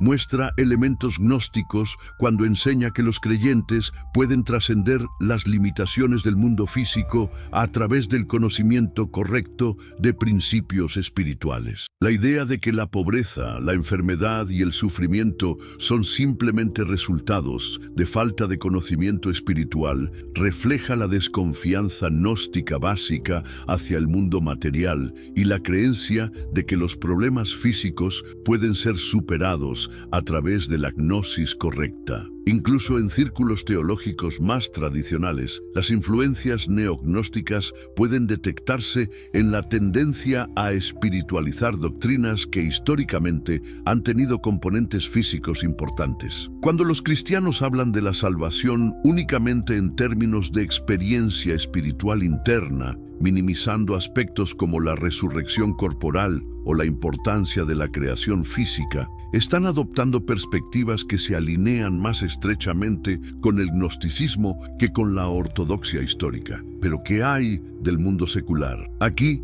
es donde la influencia neognóstica se vuelve aún más fascinante y perturbadora. Movimientos intelectuales contemporáneos que se presentan como completamente seculares frecuentemente incorporan elementos que son estructuralmente idénticos a temas gnósticos clásicos. El transhumanismo, por ejemplo, con su visión de trascender las limitaciones del cuerpo humano a través de la tecnología, refleja el dualismo gnóstico básico entre espíritu y materia 2. Cuando los transhumanistas hablan de subir conciencias humanas a computadoras, liberando así la mente de las restricciones de la carne, están expresando en términos tecnológicos la misma aspiración que motivaba a los gnósticos antiguos: escapar de la prisión de la materialidad. Las ideologías políticas contemporáneas también muestran influencias neognósticas sutiles. Ciertos movimientos progresistas adoptan una postura fundamentalmente antagonista hacia las estructuras sociales, económicas y políticas existentes, que refleja la hostilidad gnóstica básica hacia el mundo tal como está constituido actualmente. La creencia de que la sociedad puede ser perfectamente transformada a través de la aplicación del conocimiento correcto, eliminando así las fuentes del sufrimiento humano, refleja la confianza gnóstica en la gnosis como el camino hacia la liberación definitiva. Incluso el ambientalismo radical a veces adopta formas que son sorprendentemente gnósticas. Cuando los ambientalistas presentan la civilización humana como inherentemente corrupta y destructiva, cuando ven la tecnología y la industria como manifestaciones del mal cósmico, cuando buscan un retorno a un estado natural primordial, están expresando temas que habrían resonado poderosamente con los gnósticos antiguos, que veían el mundo material como el producto de un demiurgo malévolo. La cultura popular contemporánea está saturada de temas neognósticos. Películas como Matrix presentan explícitamente la realidad material como una ilusión de la cual los individuos iluminados pueden escapar a través del conocimiento correcto. Series de televisión y novelas exploran regularmente temas sobre realidades alternativas, conciencias atrapadas en prisiones materiales y élites iluminadas que poseen conocimientos secretos sobre la verdadera naturaleza de la existencia. La psicología popular ha absorbido ideas que son estructuralmente gnósticas. El concepto de despertar a la verdadera naturaleza de uno mismo, la idea de que la mayoría de las personas viven en un estado de inconsciencia del cual solo unos pocos pueden liberarse, la creencia de que el crecimiento espiritual consiste en trascender las limitaciones de la personalidad ordinaria. Todas estas ideas reflejan temas gnósticos fundamentales adaptados a un lenguaje psicológico moderno. ¿Pero qué significa todo esto? ¿Estamos simplemente presenciando la resurrección natural de preguntas humanas perennes que cada generación debe enfrentar de nuevo? ¿O hay algo más específico y potencialmente problemático sobre la forma particular en que estos temas gnósticos están reemerging en nuestro tiempo? La respuesta probablemente incorpora elementos de ambas perspectivas. Por un lado, es cierto que las preguntas que obsesionaban a los gnósticos antiguos, preguntas sobre la naturaleza de la realidad, la fuente del mal y el sufrimiento, y el camino hacia la realización humana definitiva, son preguntas que cada época debe abordar de manera fresca. En este sentido, el resurgimiento de temas gnósticos en formas contemporáneas puede verse como una manifestación natural de la búsqueda humana persistente de significado y trascendencia. Por otro lado, hay aspectos específicos del neognosticismo contemporáneo que reflejan los mismos problemas que hicieron problemático al gnosticismo histórico. La tendencia hacia el elitismo espiritual, la devaluación del mundo material social y las responsabilidades físicas, la desconfianza hacia las autoridades e instituciones tradicionales y la creencia de que los problemas complejos pueden resolverse a través de la aplicación del conocimiento esotérico correcto. Todas estas tendencias llevan riesgos que van más allá de la mera especulación teológica. El elitismo espiritual, en particular, presenta peligros reales para la cohesión social y la comunidad humana. Cuando las personas se convencen de que pertenecen a una élite iluminada que ha trascendido las limitaciones que restringen a la humanidad ordinaria, se vuelven susceptibles a formas de arrogancia y desconexión que pueden tener consecuencias sociales devastadoras. La historia está llena de ejemplos de movimientos que comenzaron con aspiraciones espirituales elevadas, pero degeneraron en sectarismo, manipulación y, en casos extremos, violencia. La devaluación del mundo material también lleva riesgos prácticos significativos. Cuando las personas adoptan perspectivas que ven el mundo físico como fundamentalmente ilusorio o malévolo, se vuelven menos propensas a asumir responsabilidades por su cuidado y mejoramiento. Esto puede manifestarse en negligencia hacia cuestiones ambientales, falta de compromiso con la justicia social o abandono de responsabilidades familiares y comunitarias en favor de búsquedas espirituales abstractas. La desconfianza hacia las autoridades e instituciones tradicionales, aunque a veces justificada, puede llevar a formas de individualismo radical que socavan las bases de la cooperación social y la acción colectiva. Cuando las personas rechazan toda autoridad externa en favor del conocimiento espiritual directo, pueden volverse incapaces de funcionar efectivamente dentro de las estructuras sociales que requieren algún grado de autoridad compartida y conformidad a normas comunes. Quizás lo más problemático es la creencia de que los problemas complejos pueden resolverse a través de la aplicación del conocimiento esotérico correcto. Esta creencia puede llevar a formas de pensamiento mágico que evitan la dura labor de abordar problemas reales a través de métodos empíricos y experimentación gradual. Cuando las personas se convencen de que poseen conocimiento secreto que puede resolver instantáneamente problemas que han desconcertado a la humanidad durante milenios, pueden volverse resistentes a la evidencia que contradice sus creencias y impermeables a críticas de sus métodos. Estos no son simplemente problemas teóricos. En nuestro tiempo hemos visto cómo las tendencias neognósticas pueden manifestarse en movimientos políticos y sociales que prometen transformación radical a través de la aplicación de principios ideológicos puros. Hemos visto cómo pueden contribuir a la polarización social, dividiendo a las personas entre aquellas que han despertado a la verdad y aquellas que permanecen en la ignorancia. Y hemos visto cómo pueden llevar a formas de narcisismo espiritual que corrompen las mismas aspiraciones que originalmente inspiraron la búsqueda espiritual. Al mismo tiempo, sería injusto y poco útil descartar completamente el atractivo contemporáneo de los temas gnósticos. Muchas personas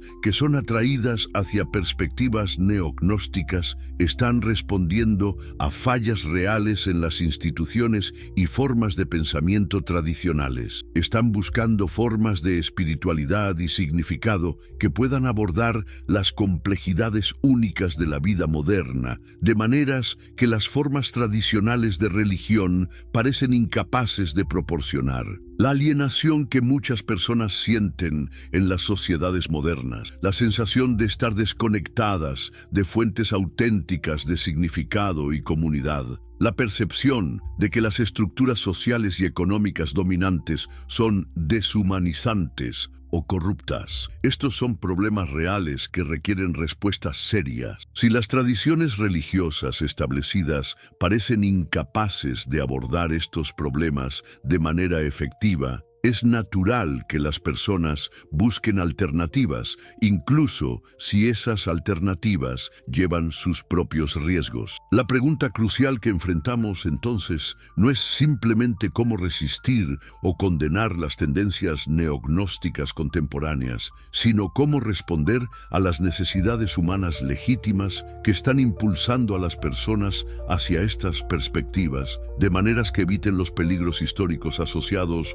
con el gnosticismo, mientras proporcionan alternativas auténticas y satisfactorias. Esto requiere, en primer lugar, un reconocimiento honesto de los fracasos y limitaciones de las instituciones religiosas tradicionales que han contribuido a la búsqueda contemporánea de alternativas. Cuando las iglesias se vuelven excesivamente institucionales, cuando pierden el contacto con la búsqueda espiritual genuina de sus miembros, cuando se vuelven cómplices de injusticias sociales o se resisten al cambio necesario, crean un vacío que movimientos alternativos inevitablemente tratarán de llenar. También requiere una comprensión más sofisticada de cómo las preguntas legítimas que los gnósticos plantearon pueden abordarse de maneras que eviten las trampas del elitismo, el dualismo y el escapismo espiritual. Las preguntas sobre la naturaleza del mal, la relación entre lo espiritual y lo material,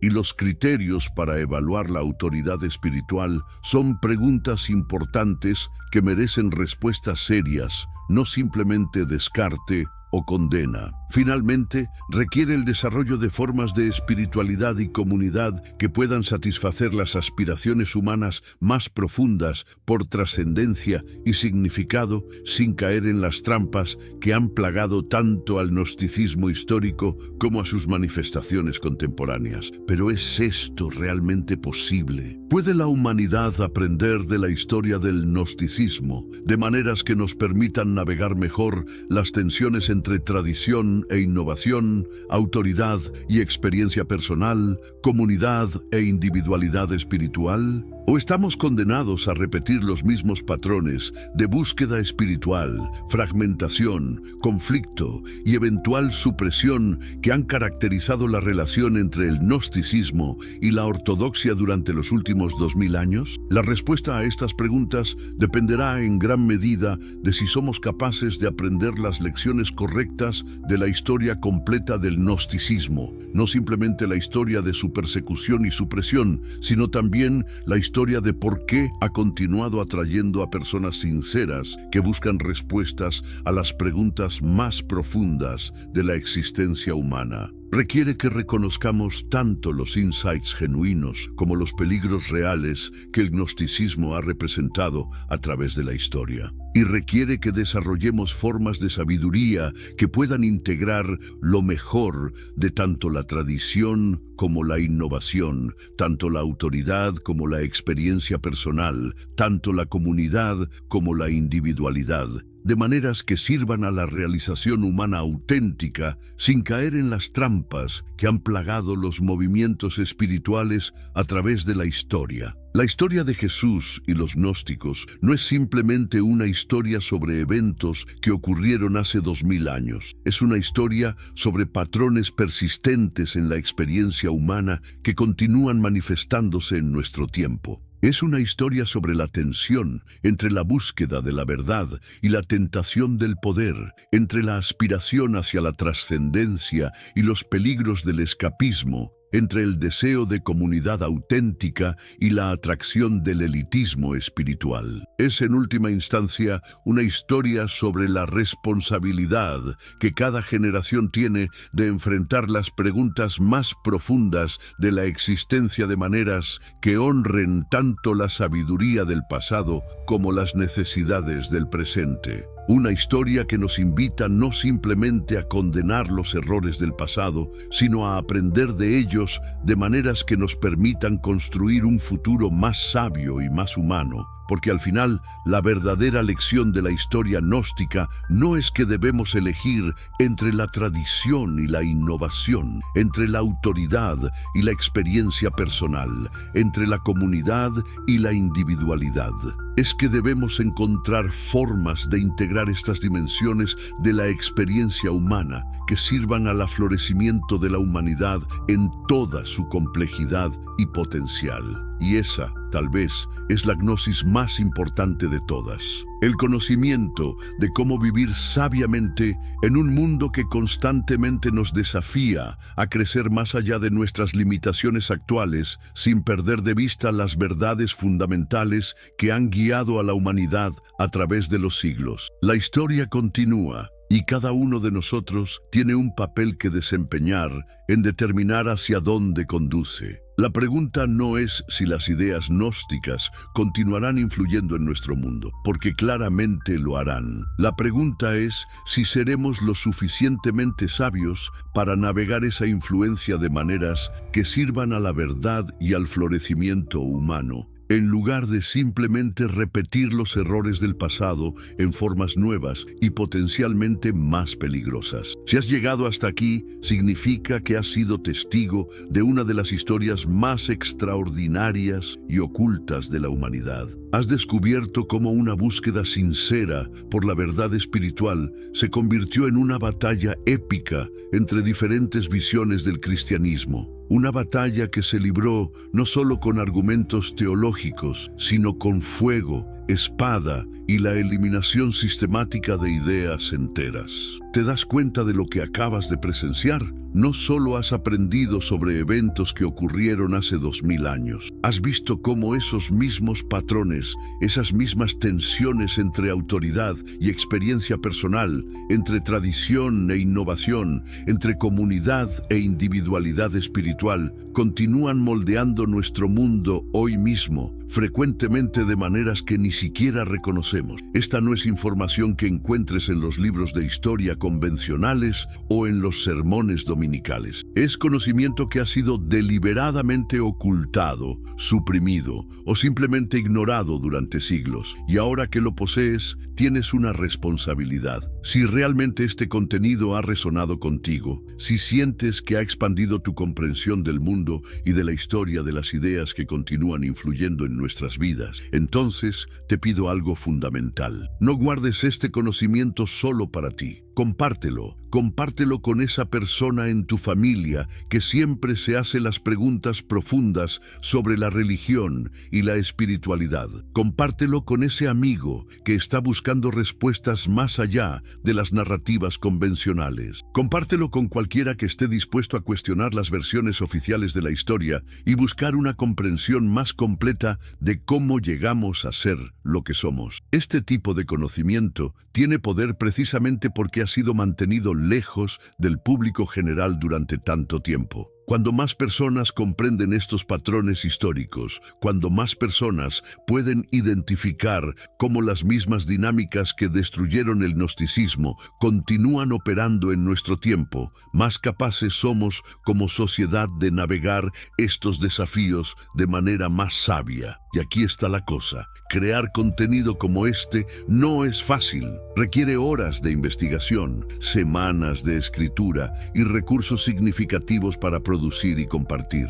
Tu apoyo marca una diferencia real. Cuando tocas ese botón de me gusta, cuando te suscribes al canal, cuando compartes estos videos, estás haciendo posible que continuemos produciendo este tipo de contenido profundo y bien investigado que simplemente no encuentras en otros lugares. No se trata solo de números o estadísticas, se trata de construir una comunidad de personas que valoran el conocimiento auténtico, que no se conforman con respuestas superficiales, que entienden que para navegar el presente necesitamos comprender el pasado en toda su complejidad. cada like, cada suscripción, cada compartida es un voto por más contenido como este. Es una declaración de que existe una audiencia hambrienta de perspectivas históricas genuinas, de análisis profundos, de historias que conectan el pasado con el presente de maneras que realmente importan. Así que,